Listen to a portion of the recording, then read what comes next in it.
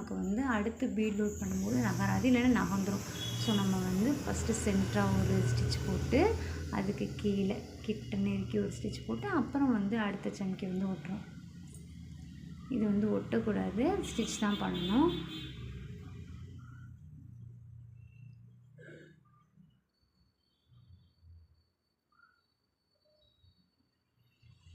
நான் என்ன பண்ணுறேன்னு ஃபஸ்ட்டு கவனமாக பாருங்கள். இது உங்களுக்கு ரொம்ப ஈஸியான ஸ்டிச்சு, ரொம்ப கஷ்டமாலாம் இருக்காது, ரொம்ப ஈஸியாக இருக்கும். ஏன்னா ஜரி த்ரெட் யூஸ் பண்ணவங்களுக்கு கொஞ்சம் கஷ்டமாக இருக்கலாம்.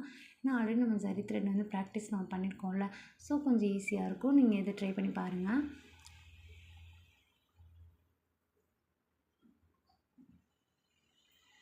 அந்த நீடில் இருக்குல்ல, அந்த நீடில் வச்சு நீங்கள் சம்கியை கொண்டு வந்து அந்த இடத்துல சென்டராக வைக்கலாம்.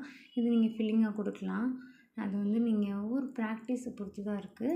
நீங்கள் ப்ராக்டிஸ் பண்ணி ஷேப்ஸ்லாம் ப்ராக்டிஸ் பண்ணி ஒரு டிசைன் போட்டு பாருங்கள். ஃப்ளவருக்கு வந்து இந்த ஃபில்லிங் வந்து நெருக்கமாக கொடுத்து பாருங்கள். அவுட்லைன் கொடுத்துக்கலாம்.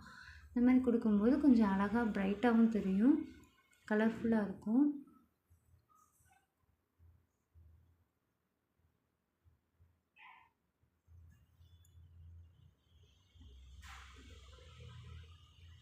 ஜரி த்ரெட் வந்து கொஞ்சம் இழுக்க கொஞ்சம் கஷ்டமாக இருந்தாலும் ஜரி த்ரெட் வந்து கொஞ்சம் ஸ்ட்ராங்காக இருக்கும்.